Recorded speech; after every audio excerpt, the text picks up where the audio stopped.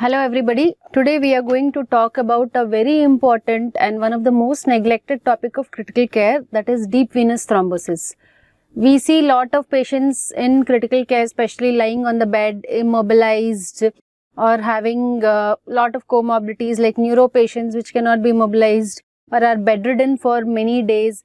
So this is one of the very common complication, and believe me, if this complication occurs, this is one of the very devastating complications from where reverting the patient back sometimes becomes difficult and inevitable. So, although coronary events and stroke are the major causes of mortality, but pulmonary embolism also is responsible for 15% of mortality in critical care units.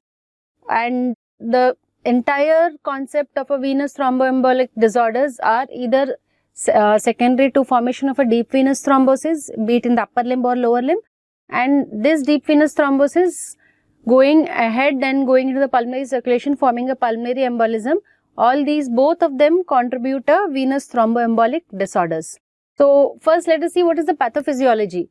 So the basic pathophysiology of formation of a thrombus is the imbalance between your procoagulation and anticoagulation system.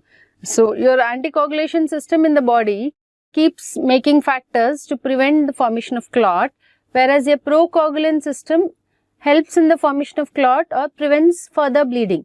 So whenever there is a misbalance and there is a decrease in your anticoagulation system and your procoagulation system goes up on the upper end, then definitely this results in the formation of a thrombus. So the increased activity of the procoagulant system results in formation of thrombus. So we all know the very famous virtuous triad. The reasons for formation of a thrombus inside the blood. For example, if this is a blood vessel and there is a laminar as well as turbulent flow happening inside this. So any reason which can cause stasis of blood. The stasis of blood can be secondary to your trauma, it can be secondary to some surgery, or because of immobilization, especially in the limbs, upper limbs as well as lower limbs. So any of the causative factors which causes stasis of blood inside your blood vessels, secondary to trauma, surgery, immobilization, bed rest, anything can contribute one of the most important factor of virtuous triad, which is responsible for formation of a thrombus.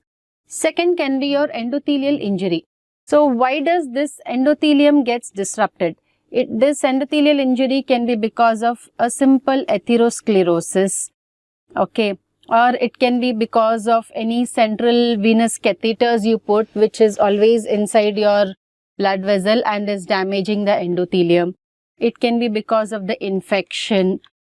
It can be because of cytokine storm, the cytokines causing endothelial damage of your glycocalyx.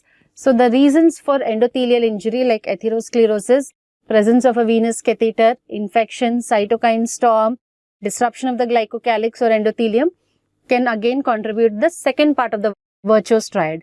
Then obviously hypercoagulability. As we saw, the procoagulant system is on the higher side. So hypercoagulability can be aggravated by CKD because of secondary to a recent MI, or it can be because of dehydration, malignancy. So lot of factors. So CKD, malignancy, a recent MI, or it can be because of procoagulant disorders like APLA or thrombus disorders or some bleeding problems and other things. So all these three things, whenever which happens in a blood vessel, that is stasis of the blood, endothelial injury and hypercoagulability, all these three things are co-inherent with each other in formation of a thrombus. So this is the virtuous triad.